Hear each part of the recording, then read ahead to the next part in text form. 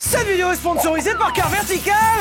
Mais non, Car Vertical vous permet d'obtenir un rapport détaillé sur l'historique du véhicule que vous souhaitez acheter. Il s'obtient très facilement en rentrant la plaque d'immatriculation, le numéro VIN du véhicule et vous permet d'avoir plein d'informations. Compteur trafiqué, accident, changement de propriétaire, vol. Mais non, grâce à Car Vertical, vous pourrez savoir quelle est la cuisson de la merguez que vous achetez. Est-ce que c'est une petite merguez genre ça va ou est-ce que c'est une maxi merguez? Maxi merguez.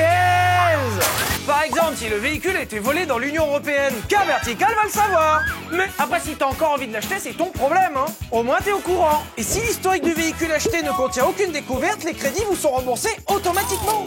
Et avec le code Sylvain, vous bénéficiez de 20% de réduction sur votre prochaine vérification Car Vertical. Le lien est juste en dessous. Mais non! Merci à Car Vertical et bonne vidéo.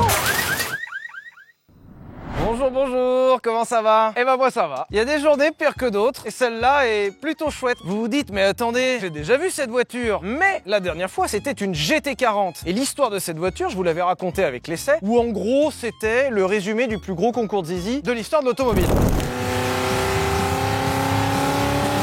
Cette voiture-là, c'est pas tout à fait la même. Cette voiture que vous avez sous les yeux n'est pas la GT40. Cette voiture, c'est la Ford GT. Il y a encore moins de chiffres, et pourtant la voiture, elle est encore mieux. Un peu de contexte. Nous sommes dans les années 2000, et cette période représente un âge d'or de l'automobile. Les années 2000, c'est l'arrivée de l'électronique, l'arrivée de technologies nouvelles qui permettent d'avoir encore plus de puissance. C'est des normes anti-pollution plutôt souples, et une période de sport automobile glorieuse. Et cet âge d'or est porté par ses représentantes. Ferrari Enzo, Mercedes McLaren SLR, Porsche Carrera GT. C'est Ferrari et Michael Schumacher en Formule 1 qui tabassent absolument tout ce qui bouge avec des V10 Atmo de folie. Et dans toute cette période fastueuse, Ford aimerait bien ramener sa fraise. Malgré le fait que Ford passe la plupart de son temps à faire des Focus diesel et des Ford K, Ford c'est aussi l'une des histoires du sport automobile les plus incroyables. C'est tellement incroyable qu'ils en ont fait des films. Ford a les compétences, Ford a l'histoire, Ford a l'argent et Ford n'a pas d'idée. Ouais, alors ce qu'il faut prendre en compte, c'est qu'au début des années 2000, Ford aimerait beaucoup faire un modèle emblématique, histoire de rappeler qu'ils ont un peu de bagage, un peu de renommée. Parce que tout le monde essaye de faire comme s'ils n'existaient pas, mais ils ont juste marqué l'histoire de l'automobile. Mais avant qu'on parle de cette voiture, il faut que je vous parle de Chris Theodore. Chris Theodore était le vice-président de chez Chrysler, et Chris Theodore avait déjà plus ou moins pompé l'idée de la C-Cobra à Ford. Alors là, le mec s'est pas emmerdé, hein. Il l'a même dit dans les interviews plusieurs fois. Il a pris la C-Cobra, il en a fait une version Chrysler. En fait, il y a un moment où c'est tellement assumé que c'est même plus du plagiat. Et Chris Theodore annonce qu'il va faire bientôt une copie de la GT40. Encore une fois, lui, la gêne, il connaît pas. Hein. Sauf que Chris Theodore, entre-temps, est devenu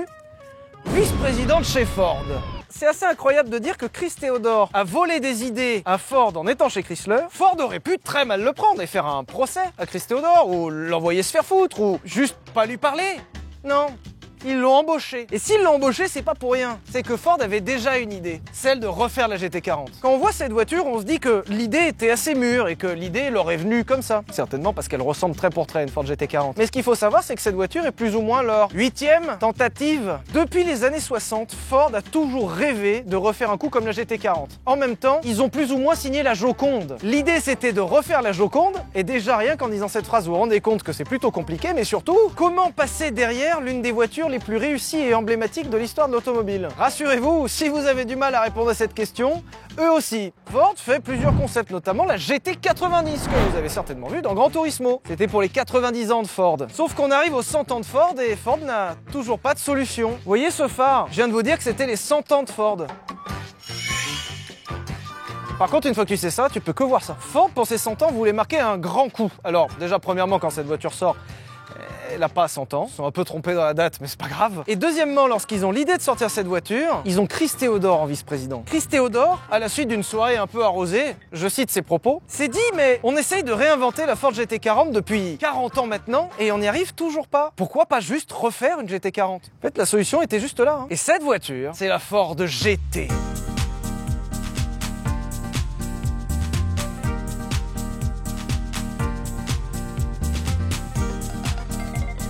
Alors vous remarquerez que cette voiture ressemble trait pour trait à une Ford GT40, c'est normal. Ils ont vraiment repris la ligne de la GT40, mais ils l'ont juste agrandi. Puisque, pour le coup, je peux vous le dire, une GT40 c'est quand même un peu petit. D'ailleurs, la GT40, je vous le rappelle, s'appelait 40 parce qu'elle faisait 40 inches de haut, c'est-à-dire à peu près 1,20 m. Ce qui vous en conviendrait est relativement petit pour une voiture. Cette voiture étant destinée à un usage routier, elle ne pouvait plus faire 40 inches de haut. Cette voiture, très exactement, fait 43 inches de haut. Elle aurait pu donc s'appeler GT43, mais 1, ça n'a pas vraiment de sens, 2, on s'en fout un peu, et 3, pourquoi pas l'appeler Ford GT40. Après tout, il y a plein de voitures qui prennent le même nom de génération en génération et ça pose pas de problème. Sauf que GT40 s'était déposé, pas par Ford. À la suite de la vie de la GT40 en course, certaines entreprises, notamment une entreprise en Grande-Bretagne, s'est décidée à reprendre les plans de la GT40 pour en faire des répliques. Comme ça se fait beaucoup par exemple avec les AC Cobra. Sauf qu'ils se sont rendus compte en faisant les répliques qu'ils pouvaient les appeler légalement GT40. Légalement parce que le nom n'était pas déposé. Devinez qui l'a déposé? Comme par hasard. Après quelques négociations et une offre un peu trop élevée de la part du fabricant anglais, Ford s'est dit mais en fait pourquoi on l'appellerait GT40? On s'en fout, on est Ford. Et c'est comme ça qu'est née la Ford GT. Il y a plusieurs choses à voir. D'un côté, j'adorerais qu'on fasse un tour tous ensemble de cette voiture parce qu'elle est juste, 1, sublime et 2, intemporelle. Elle est magnifique. Mais c'est juste une Ford GT40. Messieurs, dames, V8. Alors, pour votre anecdote, nous avons là-dessous un V8 5 litres 4 de cylindrée qui développe 550 chevaux et 700 newtons de couple. Pour la petite blague, celle-ci est équipée d'un kit Ford Performance qui porte la puissance à 700 chevaux et 850 newtons. Au-delà de ça, ce qui est d'autant plus drôle avec ce moteur, c'est que c'est un moteur qu'on retrouve dans un pick-up. Les Américains adorent prendre des bases de V8 et les décliner. Et ça, c'est l'exemple typique d'une déclinaison ultime. La base de ce moteur est effectivement un 5 litres 4 qu'on a retrouvé partout dans la gamme. Et ce moteur, dans certaines versions, sort moins de 300 chevaux. Ici, on a la version compressée, intégralement forgée et préparée par Ford Performance pour sortir 550 chevaux. Et on a retrouvé cette technique, par exemple, dans une de ses cousines hypercars des années 2000, la SLR, qui reprend une base technique aussi de V8 de base. Un très grand guillemet quand même, hein. Mais la SLR reprend aussi un 5 litres 4, ultra travaillé. C'est-à-dire que si la base moteur est la même qu'un pick-up, celle-ci n'a plus rien à voir avec le pick-up. À l'intérieur, ils sont quand même plutôt repartis d'une base de voiture faite pour rouler sur la route. Et heureusement, je sais pas si vous avez remarqué, mais une GT40, c'est une voiture de course avec par définition rien dedans. Là, il y a un peu plus de trucs. Pour une voiture avec cette fonction-là, l'équipement est franchement sympa. On a des anti-brouillards à l'avant, un énorme caisson de basse qui serait parfait en 2003, et même la clim. On a aussi un autoradio Macintosh qui fait partie des 4 options du véhicule avec l'autoradio, les jantes forgées, les étriers peints en rouge et les bandes en blanc. 5000 $.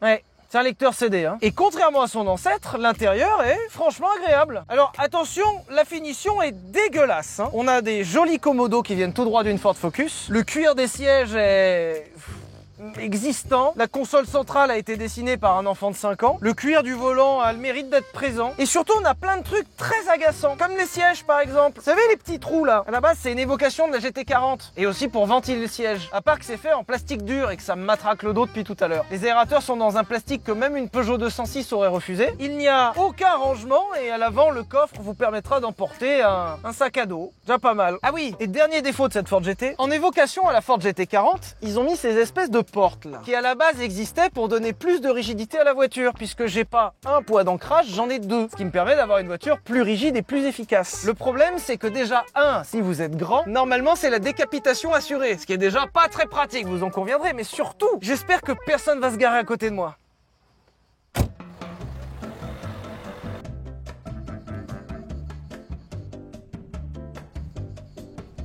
Comment je sors? Heureusement, il me reste de la place de l'autre côté. C'est-à-dire que je peux enjamber la console centrale.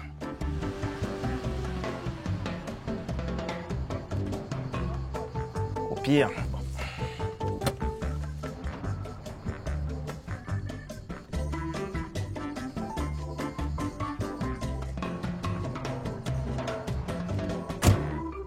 Je fais les courses demain.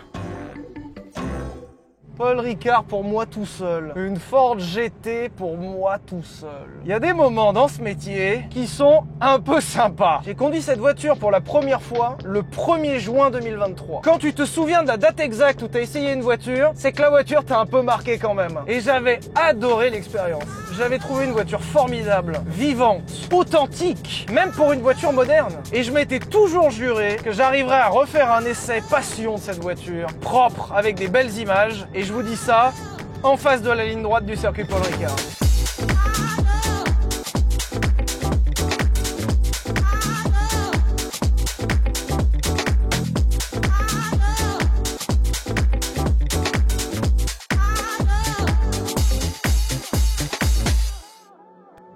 trouve cet instant intemporel. Déjà par la voiture, qui est vraiment intemporelle. Je crois que c'est comme ça que se préparent les moments magiques. Alors en plus, ce qui est compliqué avec vous, c'est que vous me demandez d'essayer des voitures incroyables, à des endroits incroyables, en étant le plus sincère et authentique possible, sans chialer si possible, parce que je passe mon année à chialer. À un moment, qu'est-ce que je te dise? J'ai déjà eu la chance d'essayer une GT40. Et là, on me donne la remplaçante, la sœur spirituelle, qui est dans une des voitures les plus réussies du monde. Et je suis pas censé avoir d'émotion. Bah, je t'emmerde.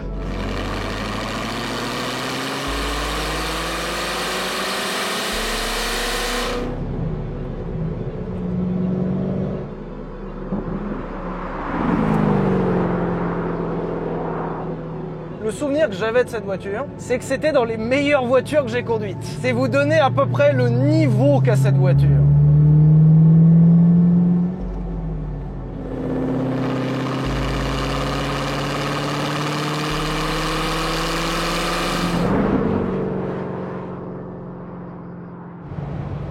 Incroyable. Je viens de me rappeler que j'étais censé vous présenter la voiture, mais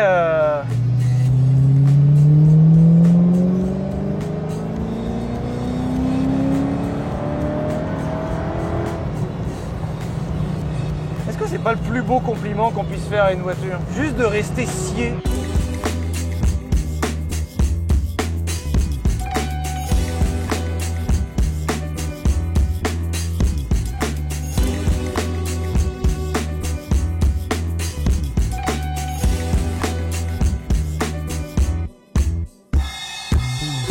Je pense que vous l'avez compris maintenant, qu'ils sont vraiment partis de la base de la Ford GT40 pour en faire une voiture qui soit le plus proche possible. Malgré tout, ça reste une voiture des années 2000, avec une technologie des années 2000, une fiabilité des années 2000 qui s'apprécie quand même pas mal. Mais comme on reste dans une inspiration, il y a quand même toujours un bon vieux V8 à l'ancienne, une boîte méca au milieu et pas d'assistance à la conduite. Cette voiture ne possède que l'ABS. C'est-à-dire qu'au freinage, il y a peut-être une chance de ne pas mourir. Pour le reste, n'hésitez pas à aller vous satelliser dans la rambarde la plus proche. Et le souffle. Le premier truc qui choque quand on rentre dans une GT 2005, c'est l'ambiance. Je trouve l'ambiance exceptionnel. Ils ont reproduit ce tableau de bord qui, pour le coup, je peux le confirmer, est plutôt conforme à celui de la GT40. Tout est très authentique, mais malgré tout dans le top de ce qui se faisait à l'époque. L'embrayage est impeccable de précision, la boîte est fantastique. Et le moteur, même s'il est passé à compresseur, contrairement à son ancêtre qui était atmosphérique, donne vraiment l'impression d'avoir un énorme atmo d'environ 17 litres de cylindrée.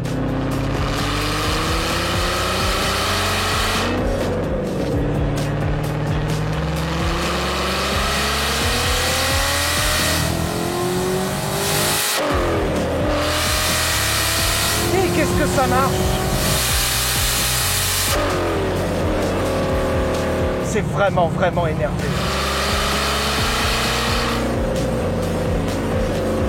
Et c'est rageur dans les tours en plus.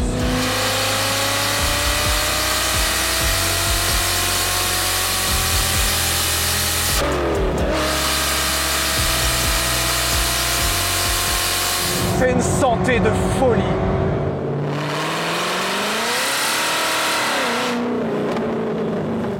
Il marche bien.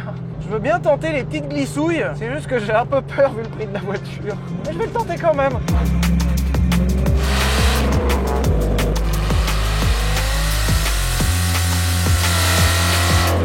Je crois que je viens de laisser 2 pneus par contre. Ouais, c'est rien, c'est fait pour. Et le pire, c'est que ça accepte la glisse.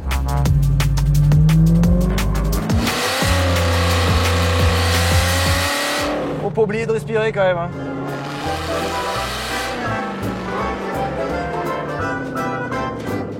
Ça dont je parlais. Voilà, c'est exactement ça. Elle se prête à l'exercice, gardez quand même un minimum d'humilité. Quand j'entends minimum, j'entends énormément d'humilité. Pour ça que là, tu vois tout de suite, là l'émotion, elle repart loin, au fond du slip très exactement. Parce que là, l'émotion fait place à la peur.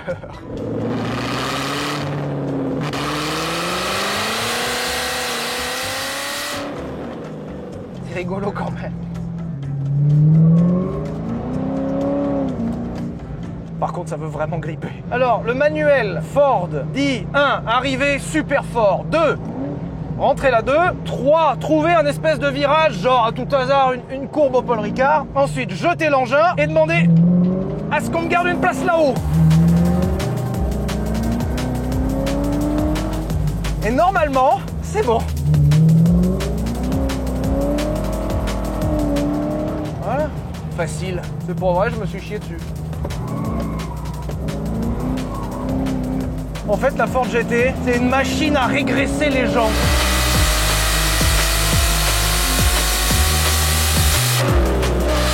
On devient singe.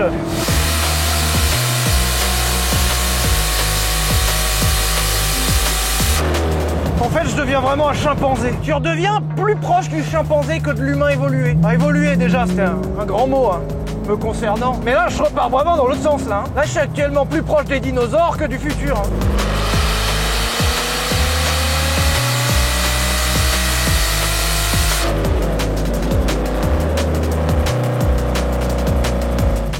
L'une des meilleures voitures du monde. Il y a des voitures qui sont faites pour parader, pour être faciles, pour proposer aux gens des expériences différentes, que ce soit à travers la ligne de la voiture, ou le bruit, ou l'ambiance, ou... Tu sens que ça a été prévu pour donner des sourires. Moi, je vois vraiment les gens à l'usine terminer la voiture avec un sourire et certainement une clope au bec, et se dire, bah, on vient de faire une personne heureuse de plus, quoi. Je vous souhaite sincèrement d'avoir la chance, le privilège que j'ai aujourd'hui d'approcher, monter en passager, voire conduire une voiture comme ça et de comprendre. Même si sur le papier on n'a rien de fou, on a un V8 qui sort tout droit d'un pick-up, beaucoup retravaillé certes, j'exagère, mais quand même. On a une boîte méca qui était ultra anachronique dans son époque. D'ailleurs pour ça que beaucoup de gens engueulaient sur cette boîte méca, ils voulaient des boîtes auto les gens. L'architecture châssis est bien foutue, c'est chiadé, mais ils n'ont pas révolutionné le monde non plus. Il n'y a pas de suspension adaptative, t'as pas d'aéroactive, juste des amortisseurs aux quatre coins, 4 bons pneus, des tubes un peu partout, une boîte méca, un moteur et un débile au volant. Par contre, ils ont poussé à l'extrême le concept de la voiture à conduire.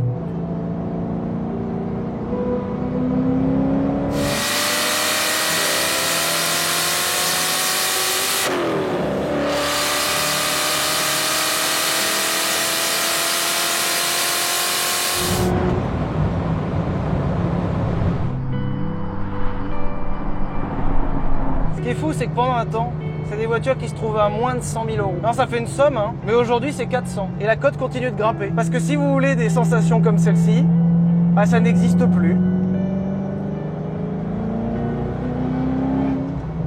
Là, pour l'instant, je suis très positif sur la voiture. Rassurez-vous, des défauts, il y en a beaucoup. La voiture est très peu pratique. Entre les portes qui essayent de te couper la tête ou te laissent pas sortir de la voiture. Le feeling des freins qui est là, mais de façon assez relative quand même. Le fait qu'il n'y ait aucune assistance et que quand la voiture part, elle ait juste envie de te tuer. Le prix des consommables qui est abominable et la voiture en bouffe entre les amortisseurs, les pneus et l'embrayage.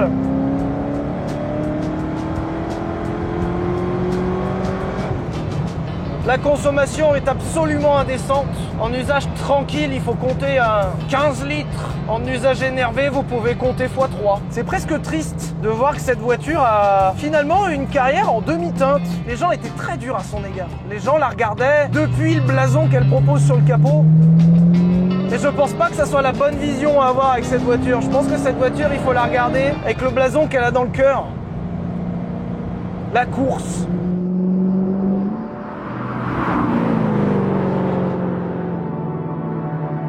Ce qui est phénoménal avec cette voiture et qui explique un peu mon émotion, mon respect et ma considération, c'est que Ford, de base, reste un constructeur généraliste. Je dis pas qu'ils n'ont pas de savoir-faire. Je dis que je n'attendais pas forcément de leur part qu'ils nous pondent l'une des meilleures voitures de l'histoire.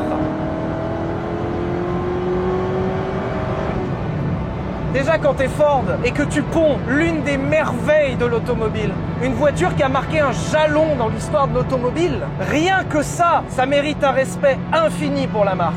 Et le pire c'est qu'avec cette Ford GT, c'était leur deuxième coup. Combien de gens peuvent se targuer d'avoir fait ça? D'avoir non pas fait une merveille du monde, mais 2 merveilles du monde.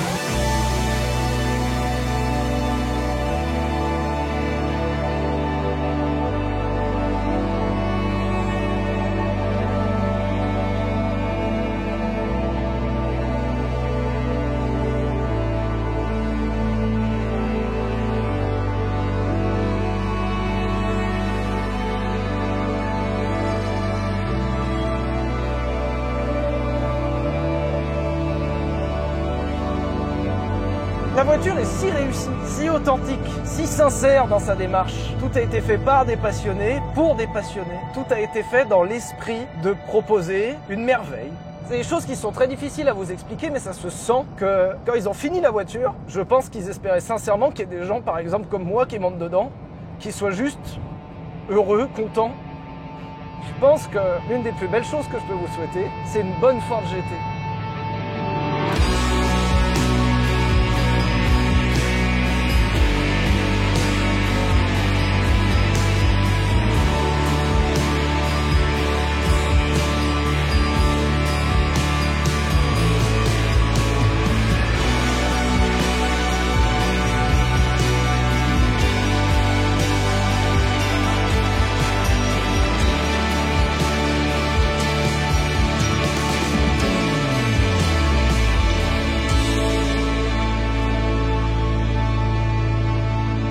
J'espère que vous avez apprécié cet essai autant que j'ai apprécié le faire. J'espère que j'ai réussi à vous transmettre la petite fibre que cette voiture propose. Merci au propriétaire de la GT40 qui nous a permis de réaliser des super images. Merci d'avoir regardé, pensez à vous abonner, pensez au pouce bleu, pensez aux commentaires. Et je vous souhaite à toutes et à tous une bonne Ford GT.